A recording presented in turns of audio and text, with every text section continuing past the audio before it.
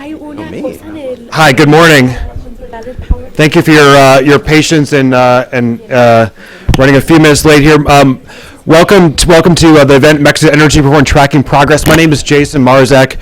I am the Deputy Director of the Adrienne Arsht Latin America Center at the Atlantic Council, and I'd like to thank you all for joining us today for what promises to be an enlightening discussion. I would like to first and foremost thank our very gracious hosts this morning and a good partner and friend, Duncan Wood with the Mexico Institute here at the Woodrow Wilson Center. This is one of many collaborations that we've done with the Wilson Center and with the Mexico Institute, and there will be many more to come in the future. I'd also like to thank our other partners for this event, Baker McKenzie, the U.S. Chamber of Commerce, and Platts. We are honored to have with us this morning two of Mexico's foremost energy officials, Lourdes Melgar, the Undersecretary of Hydrocarbons at the Secretary of Energy, and Dr. Enrique Ochoa, the Director General of the Federal Commission of Electricity. Not only have they just come here early this morning, but they've also left the relative warmth of Mexico to come to the polar vortex of Washington. So thank you very much for coming on. Sorry we couldn't give you better weather. Since last year's constitutional reforms, the Mexico has been on a major process of energy transformation. The new laws, which have been the product of months of political collaboration and compromise, they promote transparency and a business-friendly environment in Mexico, and really show what is possible when a country, when multiple parties as well come together, something that we oftentimes lack here in Washington, come together to achieve reform on an issue critical for the future of the country.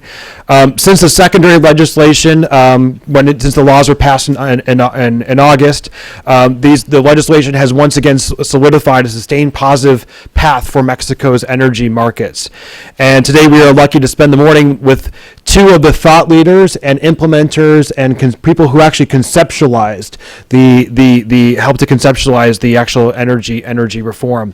As part of, in lockstep with the reforms, our center at the Atlantic Council, working with our senior energy fellow, David Goldwyn, who will also be speaking today on the panel. David is the former special envoy and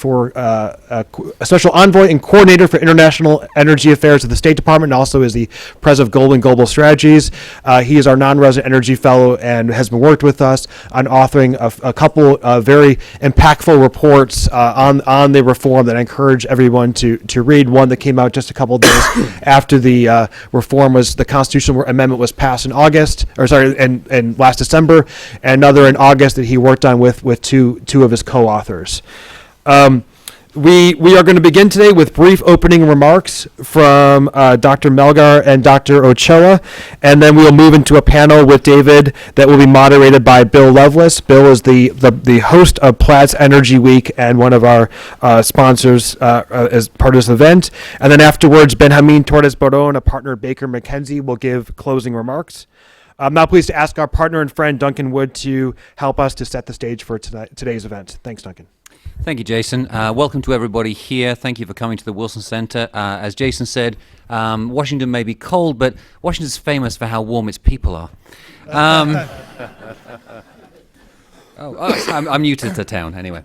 Let me just say that we're incredibly grateful to Atlantic Council for putting so much hard work into this event and for pulling it all together. Very grateful, obviously, to our guests for traveling so far for coming here.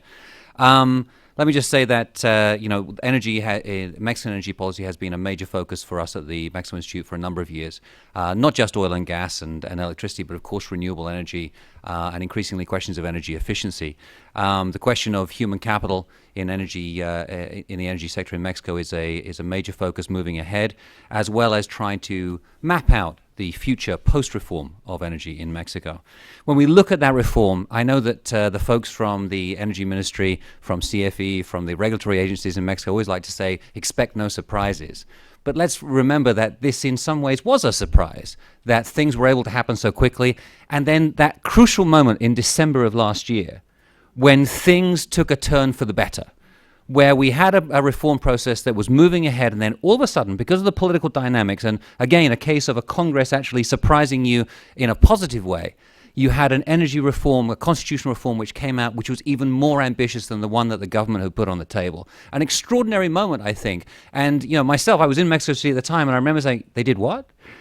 I mean, I was one of the more optimistic people. I was one of the people who had said, yes, this is possible. They are going to do a good job. And then it was even better than we had expected. And then, of course, the impressive pace. Once the secondary legislation had made it out of Congress, the fact that the government established such an aggressive, ambitious agenda for moving things forward, one which has impressed observers and, of course, the industry around the world.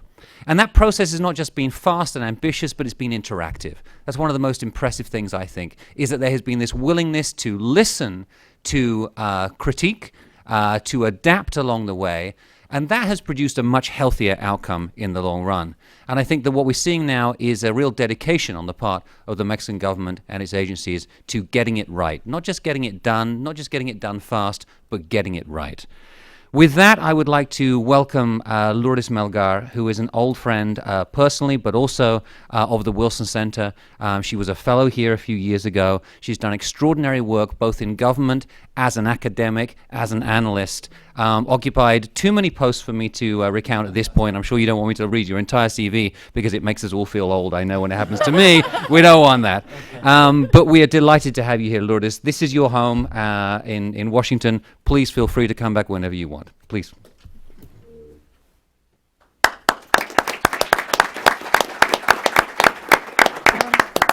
Good morning, ladies and gentlemen.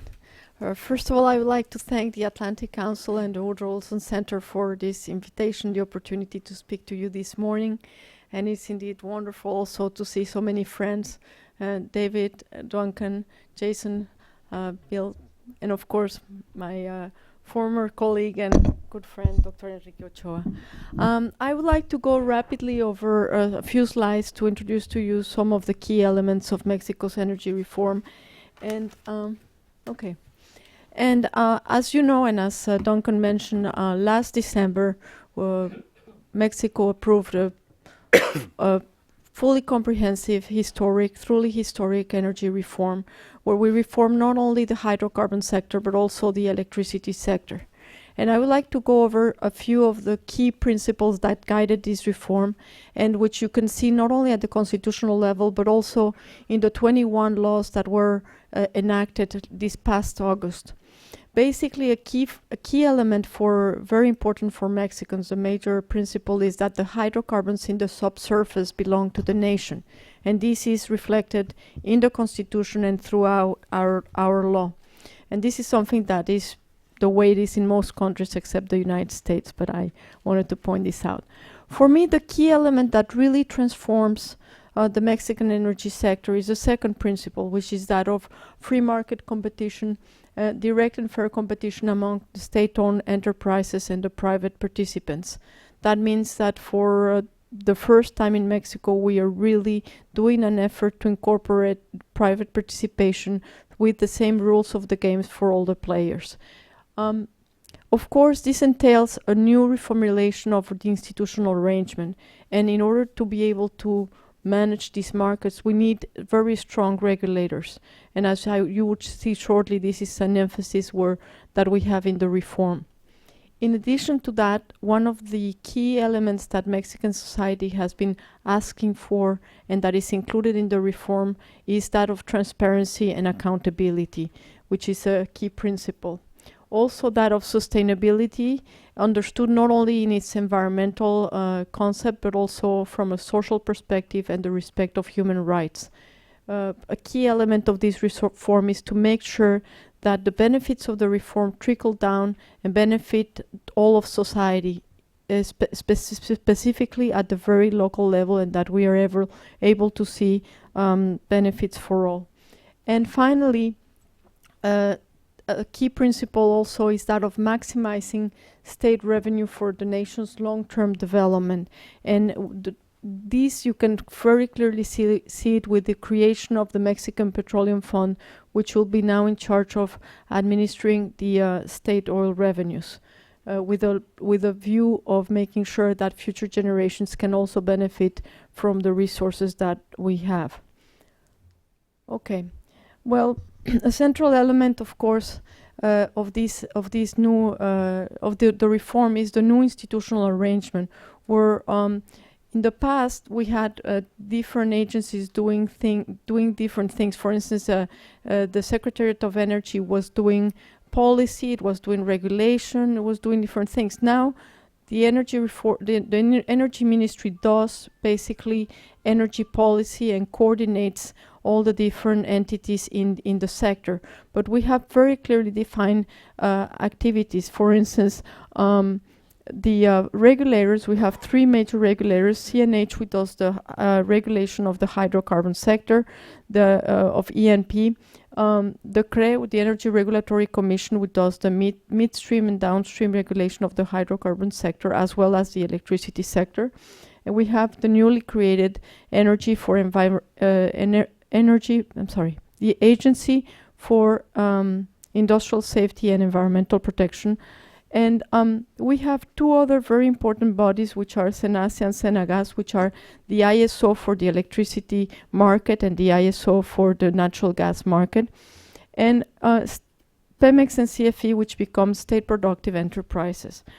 Let me go very quickly. I'm going to concentrate my remarks on ENP and basically the new contracts that we're going to be issuing for getting more activity in this area. As you know, over the past decade, Mexico's oil production has gone down a million barrels, about 1 million barrels a day, and we need to increase our oil and gas production in order to meet our growing demand. So we have two ways in which we can conduct this activity, which exploration and production is still considered strategic activity in our constitution. And in this regard, the state has two options to conduct this activity. One is through entitlements that were granted to PEMEX in what we called Round Zero, and the other one is through the new type of contracts. And basically we have three different types of contracts. We have license contracts, we have production sharing contracts, and profit sharing contracts. In Mexico, concessions are banned. There are no concessions, but we do have these contracts which are quite known to, the industry is quite familiar with them. So it is the National Hydrocarbons Commission which will be signing these contracts with participants, with whomever wins the bidding process. And this is one thing that is very important about the Mexican model, which is that we are doing everything through bidding processes, international bidding processes that will be open to the eye of everyone.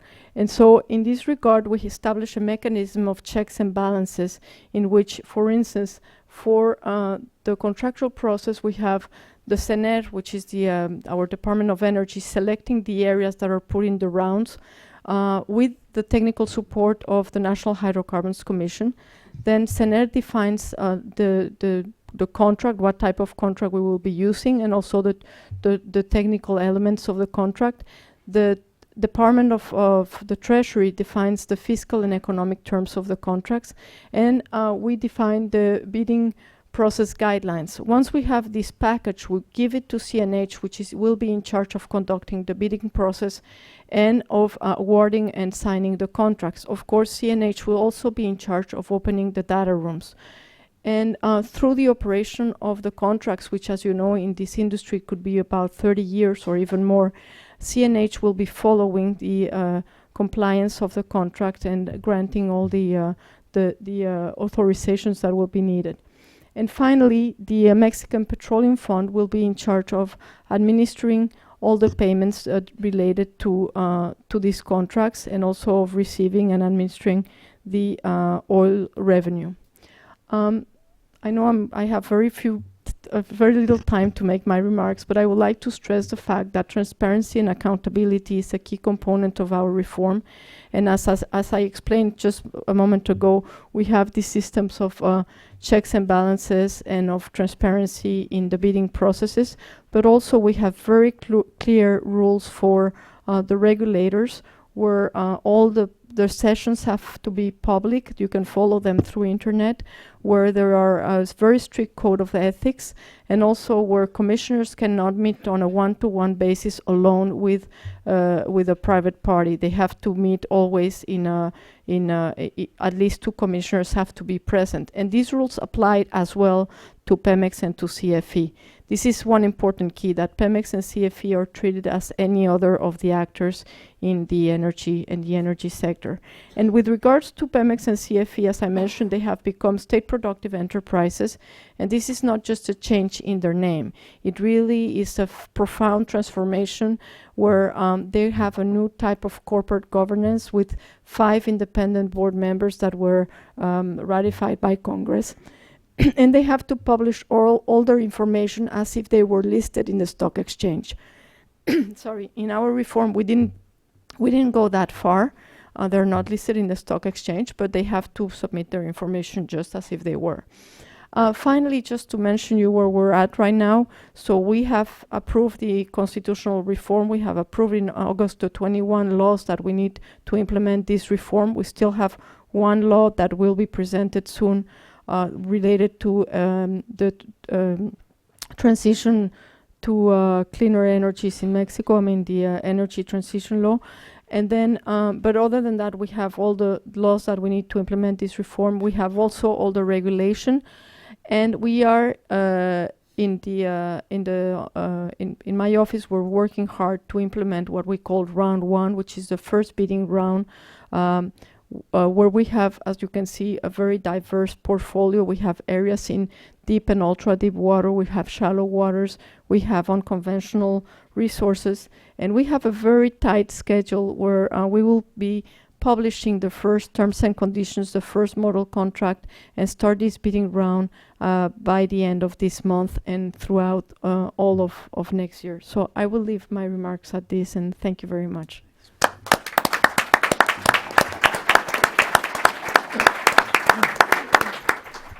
Lourdes, thank you for that excellent overview. I'd now like to introduce another good friend of the Atlantic Council and the Woodrow Wilson Institute, and somebody else who has not slept, as we were talking about just before this, who hasn't slept in probably a year, but still has a great attitude about it. Dr. Enrique Ochoa, who's the CEO of Mexico's Federal Electricity Commission. Dr. Ochoa previously served as Undersecretary of Hydrocarbons, and was a member of Pemex's board of directors. You have his full bio. I won't go over his full bio, but I'd like to welcome Enrique to give an overview of where we stand on the electricity component of the reform.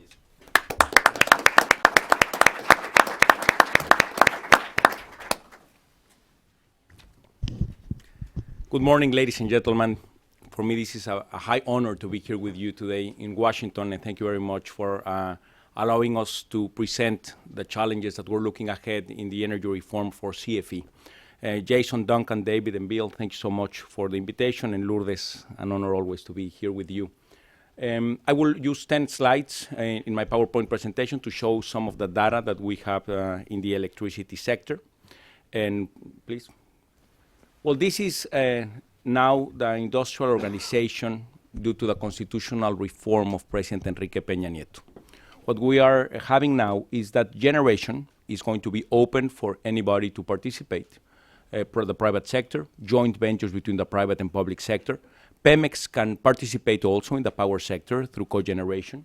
And those independent power producer long-term contracts that used to have private sector with CFE are still going to be available. We are going to respect those long-term contracts. They have been very helpful for the country. A third of right now's generation comes from this type of private sector contracts, so we're going to stick with them. Now, in order for this generation market to work, we needed an independent system operator. CENACE used to be at the heart of CFE. CENACE used to be our operator, and now it has become independent. President Enrique Peña has enacted a decree, and we have established all set of contracts so that CENACE will be operating independently. And this is important because their constitutional mandate is to dispatch power at the price level. So that generator that produces cheaper we will be dispatched first. And this is a very important incentive for markets to work. And it has to be separated from CFE so that there will be no conflict of interest, so that everybody will have the guarantee that they will be participating at a fair level. SENACE will also be running the transmission system, which will be on the property of the state through CFE.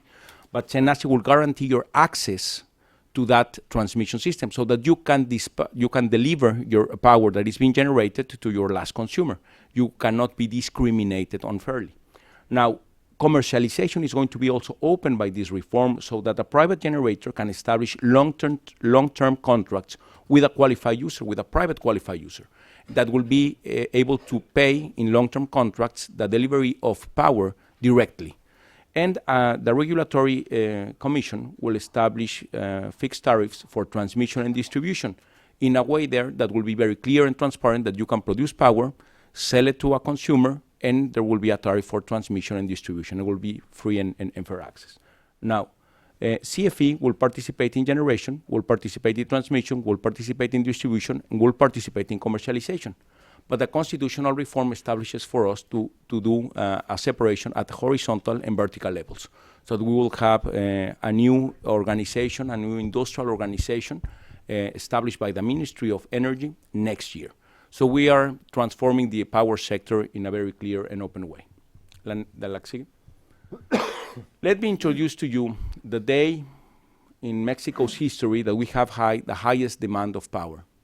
This was on June the 12th, 2004 at 3:41 p.m. This was 4 minutes short of halftime of the inaugurational game of the last World Cup. And that was a moment for Mexico of the highest use of power. And we were able to satisfy that with 40,000 megawatts of capacity installed. Well, Mexico has 54,000 megawatts of capacity installed.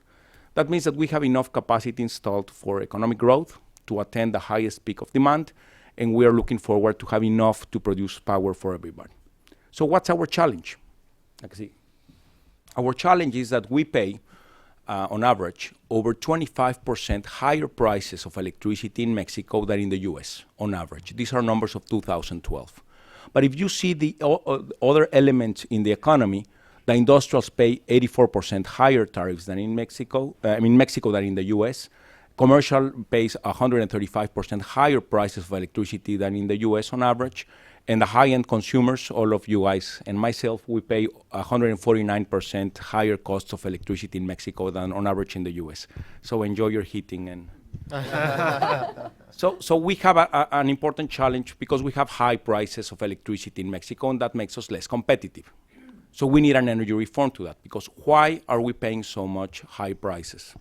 See? Well, as you know, 80% of the cost of electricity depends on the cost of the fuel that you use to burn to produce power. In Mexico, 21% of our installed capacity is fuel oil. Fuel oil is 4 times more expensive than natural gas, is 68% more pollutant. Therefore, we are burning fuel oil at expensive rates. We're impacting our environment, and we're paying high tariffs due to this, mainly. Why are we not using natural gas? Mexico is ranked 6th of having natural gas underground, and yet we are not using enough natural gas to produce power. Why? Well, this is our natural gas consumption, production, and imports levels from 1997 to 2014. And what you can see is that back in 1997, when Lourdes and I started in the energy sector, in the Ministry of Energy, working together, well, we were self-sufficient as a country with natural gas. We only imported 2% of our consumption. Right now, we import 1/3 of our consumption. And that's an irony, because we are 6th with natural gas underground, but we import 1/3 of our natural gas consumption, and we import it from the US mainly. Not only, but mainly. Well, that's a disadvantage. Let's see. Now, there's an irony, an additional irony. We are linked through nature with one of the most important regional sectors of natural gas in the world, which is the southern part of the US. And yet, in 2012, before President Peña was elected as president, we had critical alerts in Mexico. What are critical alerts? We didn't have enough supply of natural gas to attend demand. So we are 6th with natural gas underground. And we are next to the border of a very important producer of natural gas, and we didn't have enough natural gas for our industrial and power sector consumption. And that was, well, terrible for the country. For CFE, that meant over $1 billion of higher costs because we had to use fuel oil or more fuel oil than natural gas to produce power. And that impacted our consumers. So President Peña, which came into office on December of 2012, instructed the Minister of Energy, our boss, Pedro Joaquín Codwell, who is today in Washington as well, to establish an agenda to solve this problem. And what we did, we gave more money for Pemex to increase production of natural gas. We established CFE, a mandate to import more LNG through our ports in the Pacific and in the Gulf of Mexico. LNG is more expensive than natural gas coming in through pipelines, but it is cheaper than fuel oil. So it made economic sense to bring more LNG because we couldn't bring more natural gas through the pipeline system. President Peña also instructed to build more pipelines and link them with the U.S. so that we could bring more natural gas through the pipeline, through new pipelines. And that's an irony as well. We had our national pipeline system didn't have enough room to bring more natural gas through the system from the U.S. So we had collapsed the system of transportation through pipelines, and we didn't have enough production to attend demand. And finally, President Enrique Peña was able to pass through Congress a historic energy reform, a comprehensive one that includes oil, natural gas, and electricity. So since June 22nd, 2013, 16 months ago, we haven't had one critical alert in Mexico. We have had right now enough natural gas to attend demand at the industrial and the power sectors level. Let's see. Now let me show you a map of our national gas pipeline system. It is 11,342 kilometers long. As you can see it, all of those in the room who are engineers, I am not. I am an economist and I am a lawyer. I am not an engineer. But all of those of my friends who are engineers, they will tell me that this is not a system. It's not a system because it's not interconnected. It doesn't have elements of redundancy, so it's not a system. Now, for lawyers, we can even say that this is not national. Even lawyers can say that, because it is not, in the map we see that there's many important parts of the country where you do not have pipelines. And that's true. So what can we use to create power if we do not have pipelines? Well, then we have to go to the next available fuel, which is fuel oil. And that's sad for the country because it's more costly and it's more pollutant. So the first task is to clearly increase our pipeline system.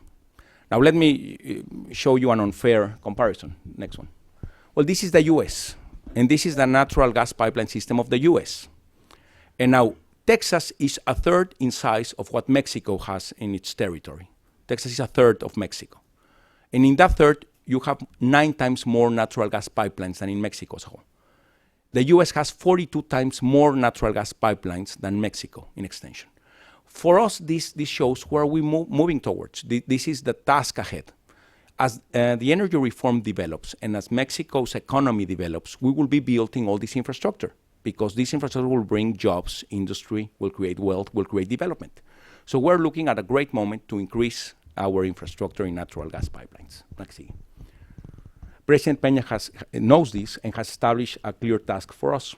This map shows the national natural gas pipeline system in red, and in green are the pipelines that are being under construction right now as we speak. These pipelines will increase our national gas pipeline system by 34%, and they will be ready in the next 2 years. The ones in green next to the Gulf of Mexico, number 12, 1, 2, are called Los Ramones. This system is going to be, in this first part, ready by December, as has been announced by Emilio Lozoya, CEO of Pemex. And that will link the states of Nuevo León, Tamaulipas, San Luis Potosí to Texas in an additional way to bring more natural gas. On the West Coast, we have number 13, 4, 5, 3, 6, and 11. Those are being built by private contractors through long-term contracts with CFE, with my company. And what we are going to be able to have there is natural gas that we haven't had before. So for the first time, Sonora and Sinaloa and Chihuahua will have enough natural gas so that we can produce electricity with natural gas instead of fuel oil. La que sigue. Now, in addition to those, CFE, due to Enrique Peña Nieto's energy reform, we have been announcing 5 additional natural gas pipelines. 2 of them coming from Oaxaca, Texas to the state of Chihuahua, and from there we'll bring them down to the central part of the country. Those are the pipelines in red. And as you can see, the pipelines in green that are under construction in the Pacific are going to be linked to the pipeline in red. Therefore, those two regional systems will be linked into creating one regional interconnected system. As the program of infrastructure of President Peña Nieto develops in the next trimester, we will be announcing additional pipelines so that we will create regional interconnections that will, at the end of Mr. President Peña's administration, will equivalent to an increase of over 70% of the national pipeline system. And we will eventually create an integrated national natural gas pipeline system. And that's very important for us because this infrastructure is going to be key for the competition in the power generation. All of these processes, tender processes, are being conducted with the help of Transparency International Chapter Mexico, because we believe that the most important element of this is that we create fair competition so that we can have a highest quality and the best prices for CFE. So we're very interested that these processes are going to be very transparent. Now, what can we do with these pipelines? In this map, you see the pipelines that are under construction in green, the ones that are going to be built on blue, Los Ramones in green next to the Gulf, and the additional pipeline system that currently exists. As we have new interconnections with the US, we will free up some additional supply in the rest of the system. And we will also bring natural gas to the areas of the country that have never had natural gas before. In the map, you can also see some fuel oil plants that currently are available. And what we are announcing is that we will be able to convert those fuel oil plants to make them natural gas based. And with that two-step program, we will be able to reduce our costs of generation. So first is to have the pipelines, then is to convert the fuel oil plants to natural gas. That's a two-step program. Next. The third step is to tender, build, and operate new combined cycle plants that use natural gas with higher technology. So that's what we are doing. In the pipelines and in natural gas plants, we have submitted to the public $7.7 billion a program of investment with the private sector that will allow us to substitute fuel oil with natural gas. So it's a three-step program. The pipelines first, the conversion from fuel oil to natural gas second, and the new plants of natural gas third. Next. How will that impact on prices? Well, right now, fuel oil plants produce at $154, son $154 the megawatt hour. If we convert it to natural gas, we will go down to $60 the megawatt hour. And if we use combined cycle plants with natural gas, with high technology, we will be generating at $37 the megawatt hour. So we will decrease the cost of electricity, first by half and then by a fourth. So that for us is very important so that we can decrease the cost of electricity for the benefit of the industry, commercial, and domestic consumption. Let's see. This is our consumption in CFE of fuel oil. If you can see, in 2012, we were at the highest level in our history of using fuel oil. And since then, we have decreased the consumption of fuel oil. Why did we use the highest peak in 2012? Because we had natural gas critical alerts. We didn't have enough natural gas in our system, therefore we had to go to fuel oil, and we reached that record. By now, we're using 46% less fuel oil than before. And by 2017, if our plan continues to work out, we will be using 96% less fuel oil in our system. Therefore, using more natural gas, being more friendly with the environment, and producing at lower costs. Let's see. Well, let me now tell you why we will not be having a monopoly in natural gas. If we need additional infrastructure of natural gas, one element of the reform, of the energy reform, is that we will have multiple producers of natural gas in Mexico. Dr. Melgar has established how we're going to have round 0 and round 1, allowing for private investors, national and international, that by themselves or associated with Pemex will be extracting more oil and natural gas in the country. And that's very good news. Secondly, we need to have a market or a competition in transportation of natural gas, in the natural gas pipeline system.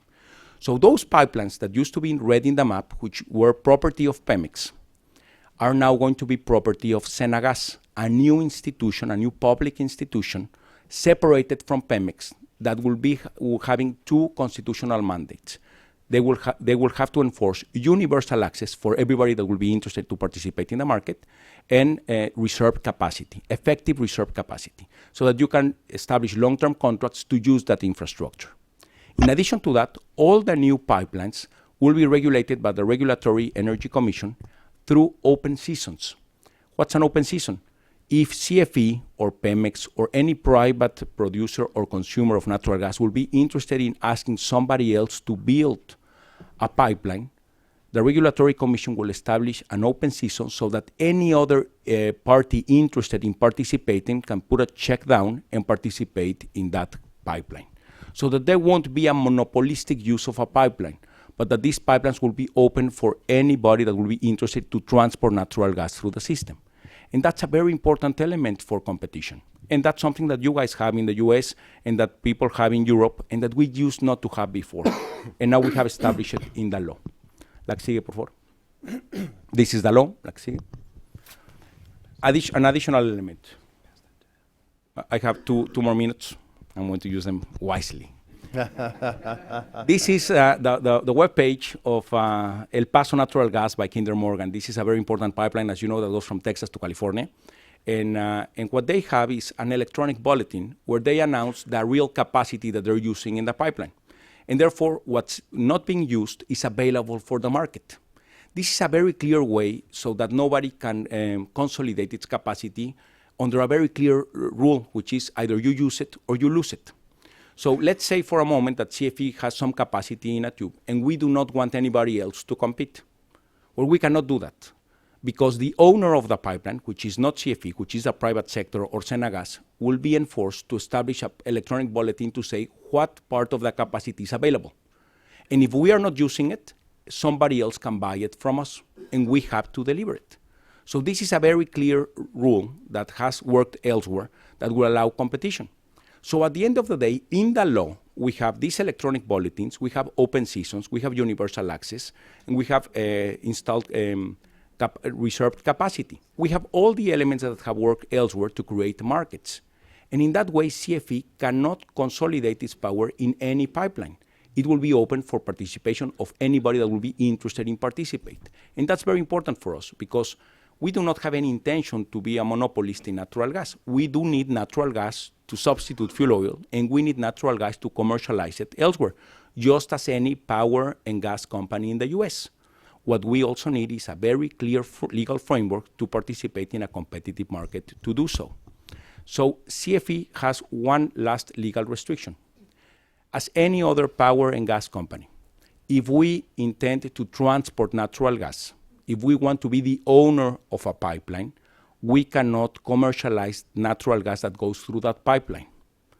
CFE, therefore, is not interested in owning any pipeline. We are interested in using the pipeline to transport some natural gas, use it to create cheap power and friendly to the environment, and to commercialize it with the industry. But we will not be the owners of any pipeline. Because if we become the owner of a pipeline, then we could not use it to commercialize. And we are not interested in owning pipelines, we're interested in commercializing gas. So it's very clear that the law establishes at least 5 elements that have been proven successful elsewhere so that we create competitive markets in natural gas. So that we can move from the monopoly that Pemex used to have to a competitive market in producing natural gas, transporting natural gas, and commercializing natural gas. Ladies and gentlemen, it has been an honor for me to be here with you, and I am very interested in listening to your questions, and I hope that I have some interesting answers for you. Thank you so much.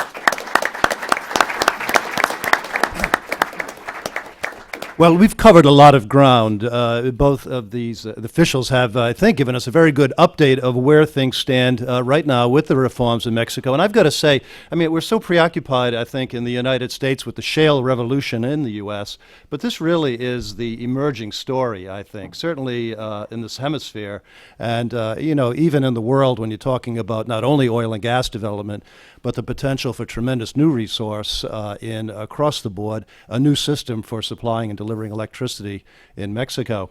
We'll take about 10 minutes just to have a further discussion here, perhaps to highlight some of the points that were made, and then we look forward to your questions, so be thinking of those. We'll have a little discussion here for maybe 10 minutes, and then look to the audience for your observations, your questions, because I know both of these officials are looking forward to hearing that. I'd like to start with David Goldwyn, who did do this report, Mexico's Energy Reform.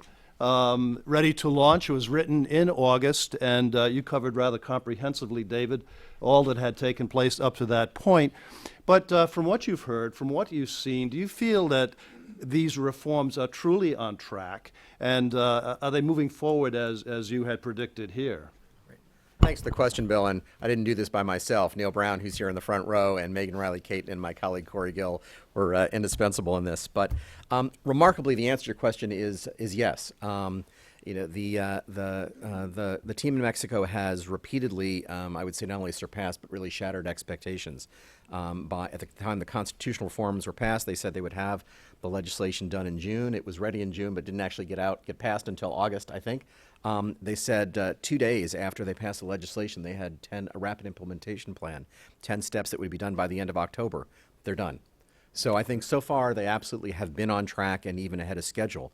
The next 4 months will be really critical because they are flying the plane while they're building it. So as Lourdes has pointed out, the first round for shallow water is the end of November, and then for heavy, I think, is the end of December. So they're writing those contracts now. They're issuing those regulations. So I think they are on schedule, but there's a big challenge. And for me, the bellwethers to watch are first, the capacity of the organizations. Do they get the budget that they need to hire the help that they need to get this work done? Second, do they keep to the schedule, with the exception of when they adjust that schedule at the request of the industry, like to give us a little bit more time, give them a little bit more time for to look at some of the data. And then I think the first contracts that come in. So I think those will be the bellwethers. But the other thing to watch here is the investment portfolio, because it's important to keep in mind that this energy reform isn't being done solely for its own sake. It's being done to grow the economy. And a lot of the fruits of this labor, particularly in deep water, will not come to pass until President Peña Nieto has left office. But what you will see is people watching what Enrique is doing.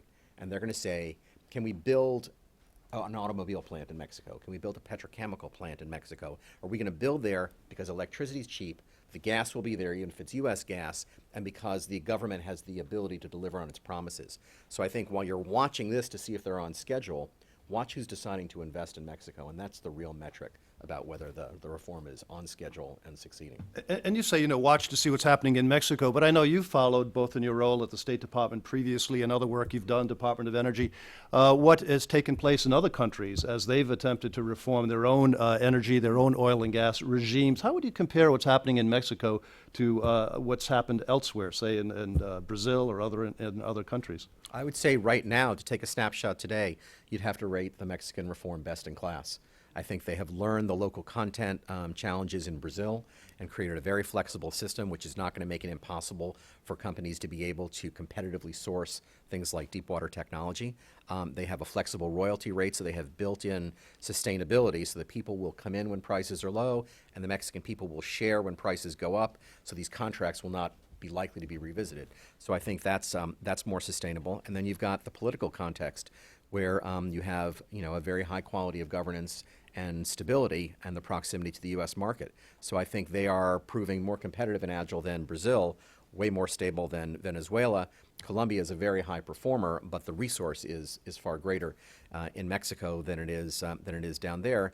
And Ecuador has a number of issues in terms of litigation risk. So you look in the hemisphere, but frankly, you look at Iraq, which opened in a big way, or other places, and for competitive terms, flexible administration, local content, I think they're ahead of the class. This may be the $1 million question, or maybe it's more the $75 question right now. But what? And I'd also would like to ask Enrique and Lourdes this question as well. But what does this slumping, this bearish oil market mean for these sorts of reforms? Is it something to worry about, or is it not? I think it's mixed. I mean, I think as Lourdes pointed out earlier, For the deep water, where companies have a 30-year time horizon, they'll see this is just a cycle. Prices are low now, but they're going back up. You'll need the resource. So I think that's going to be huge, and the scale will be important. I think for shallow water and for the heavy oil, because of the flexible royalty, I think people will come in, and so on the interest of investors, I think they're going to be fine. Revenue is going to be different because revenues are going to be lower, and the real pressure is going to be on Pemex. And I think, you know, there's a lot of demands on them in the early days to still deliver revenue to the government. They're bringing in less money. Will they really have as much freedom as the system would suggest to be able to invest for the future? So I think that can be a budget challenge. But on the other hand, gas is going to be cheaper. Electricity is going to be cheaper. So if you're buying in now in this low oil price cycle, and hopefully we'll see this in the U.S. as well, this is actually a pretty good time to invest because you're able to buy in relatively low. So I think asymmetrically, you're going to see probably a pickup in interest and demand and investment in the industrial sector. But the fiscal pressure, I think, will be something to watch. Yeah, Lourdes, does the government view this as a risk at all, this slump in the oil price? Well, of course, we are watching carefully the evolution of the international oil market. We believe volatility is something that is inherent to the oil market, so we've seen that in the past, and we believe, at least thus far, as from what we've seen, there's a lot of interest from companies to come into the Mexican oil sector. We think we are quite competitive in terms of the areas that we are putting in this first round. Not only the fact that, you know, we have some very interesting areas in deep water, but for instance, even in shallow waters, we have something that is quite unusual. First of all, we are putting some 1P and 2P reserves in this round. We're talking about an area where the cost of production is quite low, and where, if you know, we're talking about light crude. So even at current prices or even lower, this will be quite competitive. So we are not expecting to see any impact at this time. And I would like just to add one point regarding what David mentioned in terms of the impact on state revenue. Indeed, you know, we could see an impact in state revenue, and I think one of the important components of the reform is the fact that we granted a new fiscal regime to Pemex. So Pemex is not going to be bearing all the cost of lower oil prices and lower revenues. In addition to that, the government enacted a fiscal reform which is increasing the taxable base of Mexicans. So as long as we are able to increase economic activity, and of course, as David also mentioned, if we can have lower electricity and fuel rates, we're going to see a different dynamic. I mean, Mexico is not an oil-based economy. We have oil, we produce oil, and we have perhaps still an oil-based budget, but we are not an oil-based economy as others. So I think, we have to look at this from a completely integral perspective. And Enrique, would you say the same in terms of gas? I know gas, bringing more gas into Mexico, producing more gas in Mexico is so important to the reforms in the electricity sector. That's right.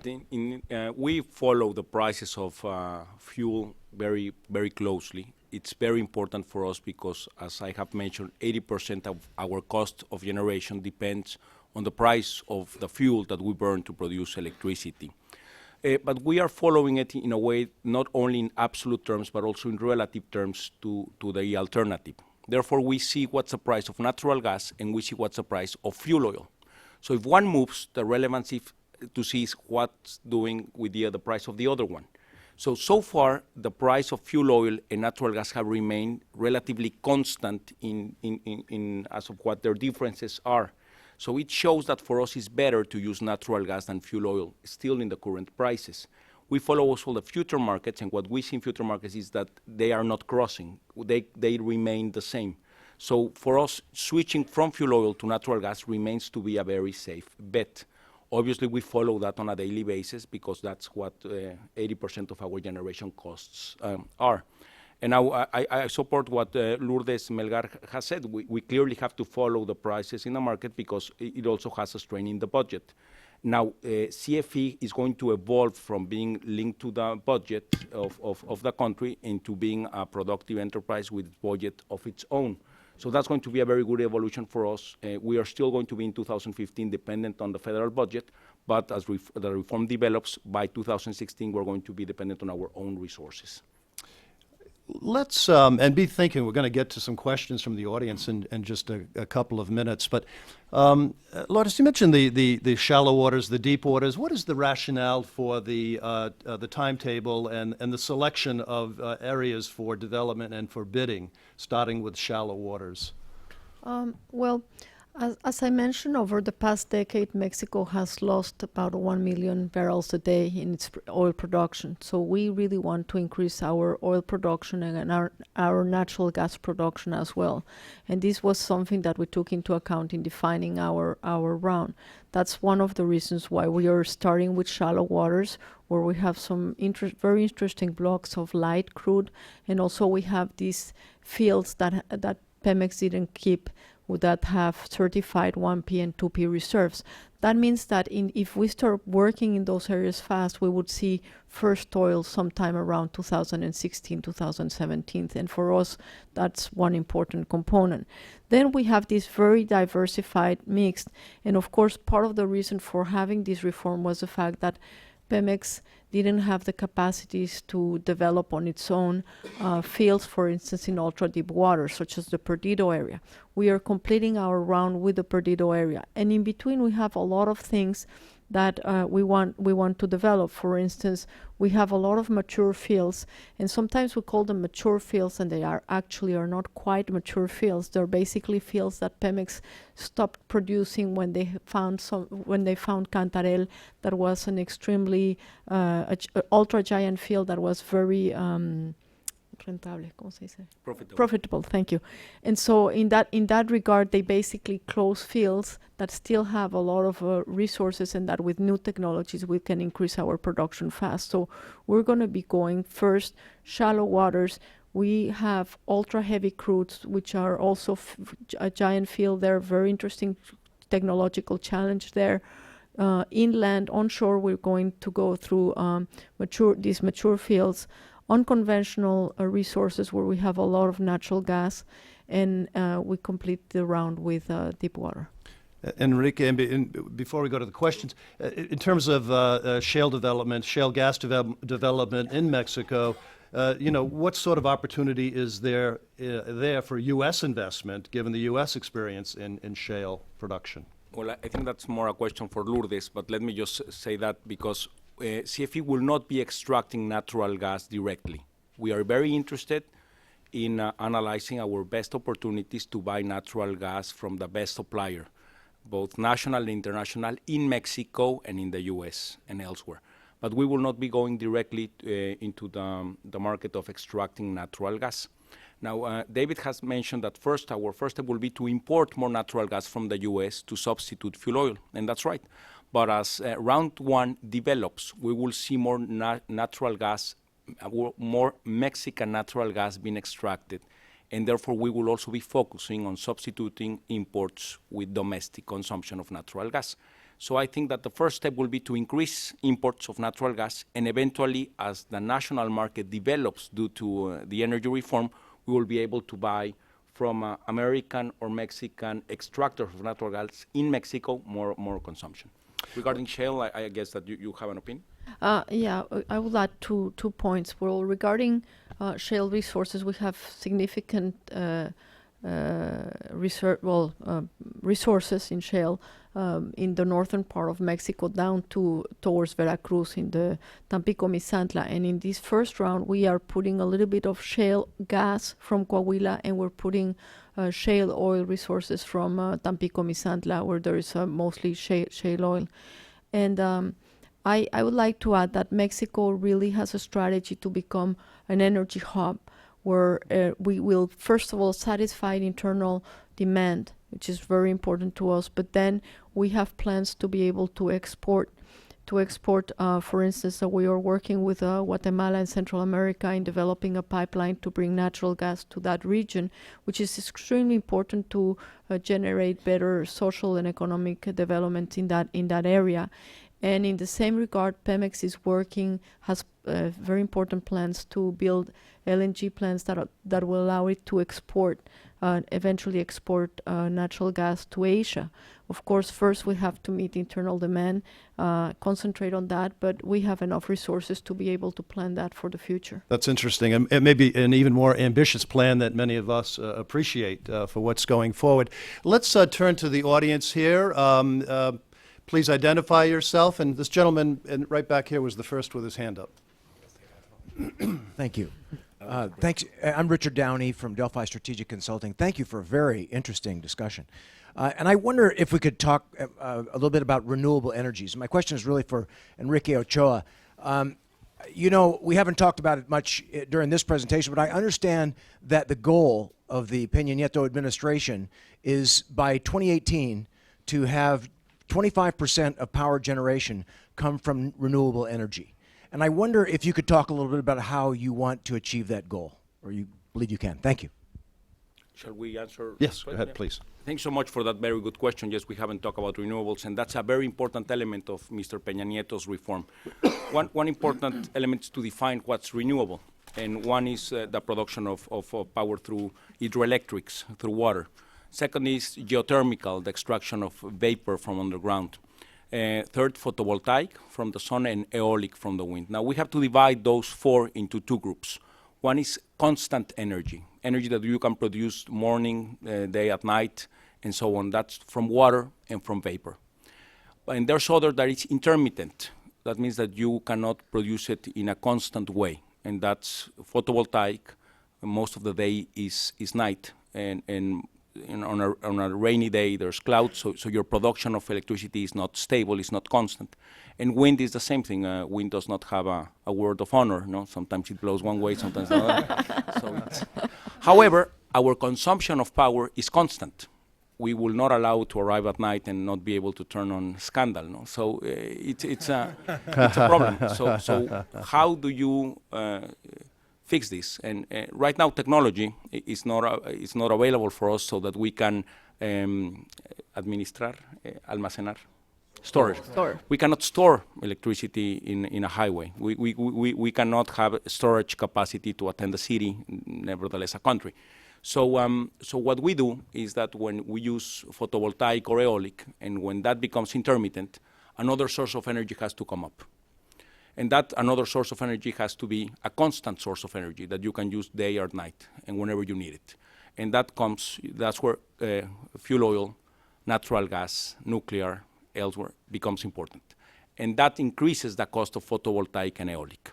So if we are looking for a 25% renewables base, we need to also see what kind of renewables we're going to use.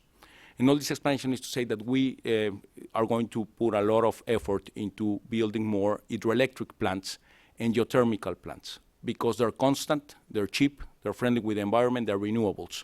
So we have set out one important tender process for a new hydroelectric plant in Chiapas called Chicoacén II. By the end of the year, the tender process will come up to its end. We have had interesting proposals so far from companies in Mexico, in Spain, in China, and in the U.S. So we have something important there.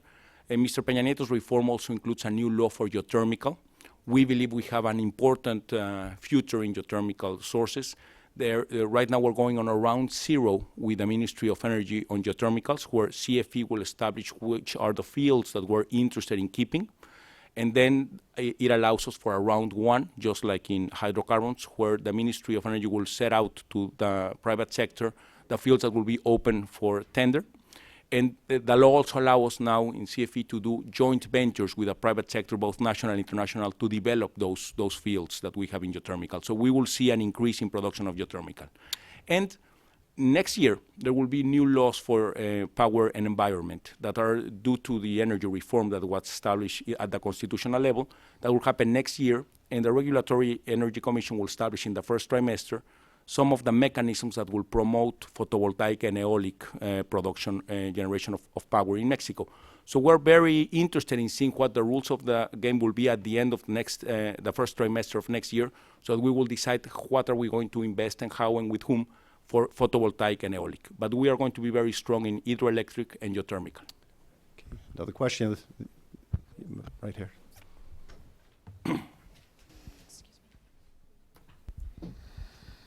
Thank you. And I just want to say I'm from a Mexican background, and thanks for being here. As that is also implied, I also have a strong knowledge of some of the social, economic, political issues, especially in one of the regions. My name is Gabriela Bolanos Ponce, and I am an independent researcher as I'm interested in international relations. But in that, I also want to address one of the maps that you presented where I see a very few developmental projects for one of the most areas with the most conflict currently, and that is Michoacán, Guerrero, and Oaxaca. So in that, I don't know if you have any future plans for developing more those societies, because also is one of the areas with the most immigration. Right. Thank you. Good question. Have an answer. Yes, we do have a plan for Michoacán, Guerrero, Oaxaca, and Chiapas, which is the other area that is very important for social development, and which is to bring the national gas pipeline system down to the south. As you could see in the map, those states do not have enough pipelines right now. And that's an irony, because a lot of production of natural gas has been in the Gulf of Mexico, and you would have thought that those pipelines would have been developed in the past. But the program of infrastructure of President Enrique Peña Nieto includes these states into having part of the national pipeline system. How can we go about it? Well, first we have to build the pipelines in the north, where the natural gas is in the southern border with the U.S., so that we can start bringing the natural gas down. So as the program develops, we first start with the north, then those pipelines go to the Bajío area, then to the center, and then to the south. So by the end of 2018, you will see a national interconnected natural gas pipeline system that includes these states as well. In the meantime, what we're focusing in is into developing hydroelectric power plants, one in Chiapas. We are modernizing one more in Oaxaca, and Guerrero and Michoacán also have some very important renewable resources. Michoacán has a very important geothermal base in Los Azufres. Michoacán is my home state, so if I start talking about Michoacán, I will keep on going.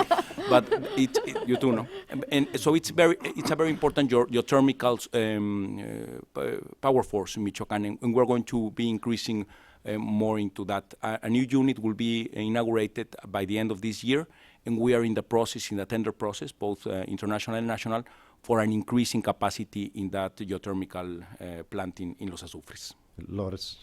Yeah, I just would like to add that we included in law what we call the social pipelines, which are basically geared towards those areas, because we want to make sure that we get natural gas there.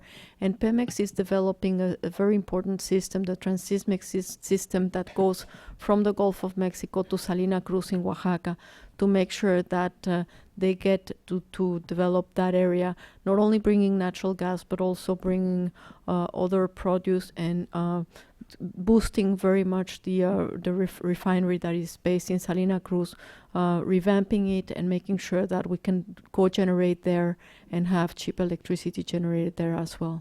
Okay, another question, maybe right here, sir. Bill Tucker. I've worked in the oil and gas industry. Use the microphone. I've worked in the oil and gas industry in our country for major oil companies. And what is Mexico doing to encourage the U.S. companies to come in, especially in the shale oil and gas industry, to develop the shale oil and gas industry in Mexico? We know from the formations that are in Texas that extend into Mexico, right? And yet your regulations and your incentives are not such that these U.S. companies are willing to go into Mexico because they're so busy here that you haven't created the incentives for them to come. So, what are you doing to encourage those companies who know how to develop oil and gas from shale formations to go to Mexico? Lourdes? Well, what I would say, thank you very much for your question, your comment, and what I would say first of all is that precisely the energy reform aims at establishing the laws that we needed to make sure that other participants than the state-owned company could participate in the Mexican exploration and production sector. We, as I mentioned, already enacted the laws. We also have already enacted all the regulation needed to work on these areas. And right now, as we speak, we're working on developing the contracts, which are basically the international sort of standard in terms of contracts, as you will probably see soon. And also, an important part is that if the legal framework is very important, there are other aspects that are also as important in making sure that we can get that development. And so, for instance, we are working very closely with the state of Coahuila in making sure that we have the needed infrastructure, not only the pipelines that will be needed to be able to transport the shale that is produced, but also getting the right roads. For instance, there is very little infrastructure in some of the shale areas in terms of the roads that you need to get there and be able to produce. Also developing the infrastructure for the households, for the people who are going to be living there, etc. So as we speak, we are working on developing also the conditions to make sure that we can get those developments. And for that reason, as part of round one, we also went and selected the areas where Pemex had been working and where the infrastructure is already available. David? Right. Just, I think unconventionals do have their challenges. I think the framework is good, and the two things Lourdes didn't mention, they gave a royalty to the landowners. It's a small one. They have the ability to get a royalty, so they have something in there, a little bit of help on land tenure, which is a challenge. And the areas selected were not the areas of the greatest security risk. So I think that was an acknowledgement on the part of the government that they have to deal with security issues. But you're right, the independents have a lot of acreage here in the U.S. It may be interesting. This may be an area where we see a different kind of operator in Mexico, and where we see the service companies perhaps allied with private equity to do that kind of development, because they won't be offending their customers if they do it in this case. We have time for one more question, and then we'll be hearing from Benjamin Torres-Barron, who's a partner with Baker and McKenzie, for some closing remarks. The gentleman right here. Well, thanks a lot for the presentation, very comprehensive. I work for an energy efficiency company, and I would like to know if energy efficiency has been considered in the energy reform in Mexico, and in what terms. Thank you.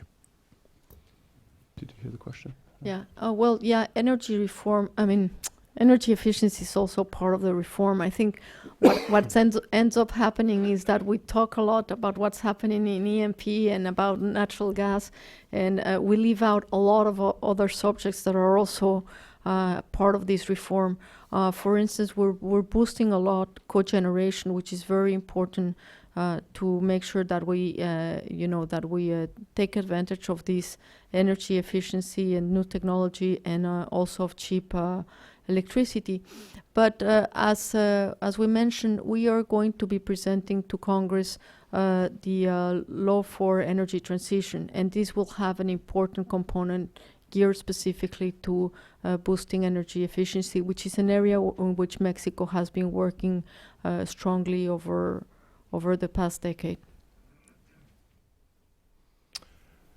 Well, I want to thank very much our panel here, these fine distinguished officials from Mexico City, as well as David Goldwyn here, who's a former State Department and Energy Department official. We're going to hear now from Benjamin Torres-Barron. He's a partner with Baker and McKenzie, and we look forward to your remarks, Benjamin. Thank you very much, Bill. When I was doing closing remarks for many events, I received a good advice from my grandfather, who was a great speaker, I think. And he told me, and he recommended two things. First, you have to speak loud so everyone can hear you. But secondly, And more important, you have to be brief, so everyone will thank you for that. And that's what I'll try to do. It is obviously a challenge to do closing remarks and describe a series of events that have been happening in the last 18 months, and just to say about how exciting this event and how exciting is what is happening in just less than 5 or maybe 8 minutes. But that I can say, maybe we can describe it with a powerful phrase that I read a month ago from the Wall Street Journal. And it said, "The undoable has been done." When everyone thought and when everyone was waiting, and I know Dr. Ochoa, I know Lourdes Melgar has been waiting for this, have been working in the energy sector for many, many years and have been pushing and working and getting prepared ahead of themselves to have this framework that will be appropriate for the right investment at the right moment in Mexico. And I think we are finally here. I think the Mexican government and the Mexican people has realized that the previous model could no longer be sustained. I mean, we had a declining path in the oil production. We had high electricity tariffs. We had high natural gas prices, even though that we were located in one of the areas of the lowest prices of natural gas in the world. And we had many opportunities and many challenges. Well, finally, the Mexico energy reform is here. The Mexican energy reform is the cornerstone and is the mother of the reforms. We have to emphasize also the Mexican government. It's aligning that Mexican energy reform with many other reforms that will support and will assist to this final reform to make it possible. Well, we have to also highlight that the Mexican energy reform will not only revamp and boost the energy industry or the energy investment. This is also good for the manufacturing. This is also good for the services. This is also good for the financing activities. This is also good for the infrastructure. For instance, we have to also to mention that from the National Infrastructure Plan, 50% of the entire budget is concentrated in the energy sector. That's also very important because out of that 50%, 42% is dedicated to the Pemex projects investments, and 8% approximately will also go to the CFE. So that's how important is the energy sector to the Mexican government and how relevant it will be for the development infrastructure in our country.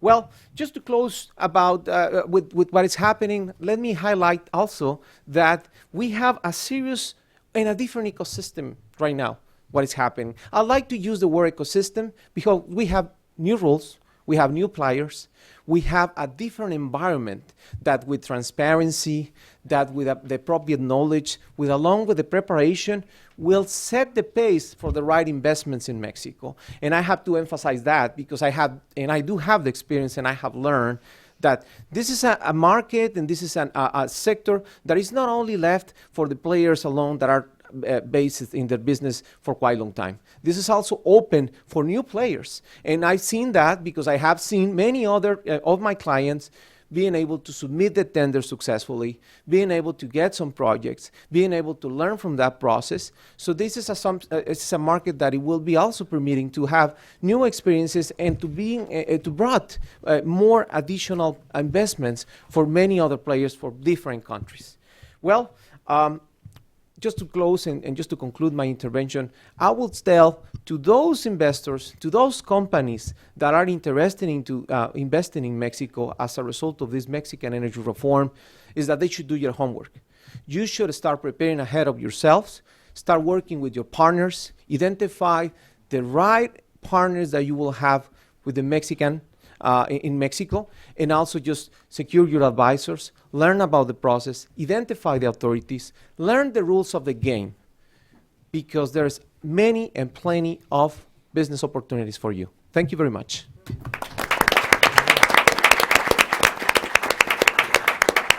Thank you very much, Benjamin. I think it's very difficult to.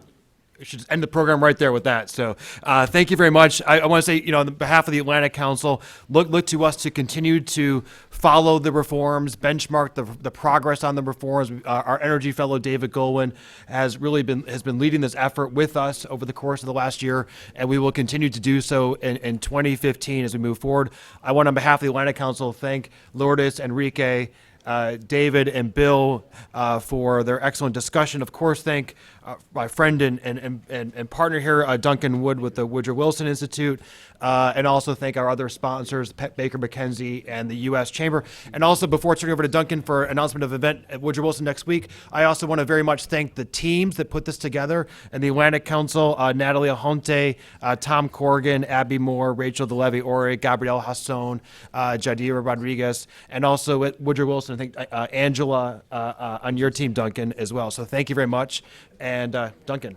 Yeah, thank you so much to everybody who's been here. Thank you for coming. Let me just announce that the Energy Roadshow continues.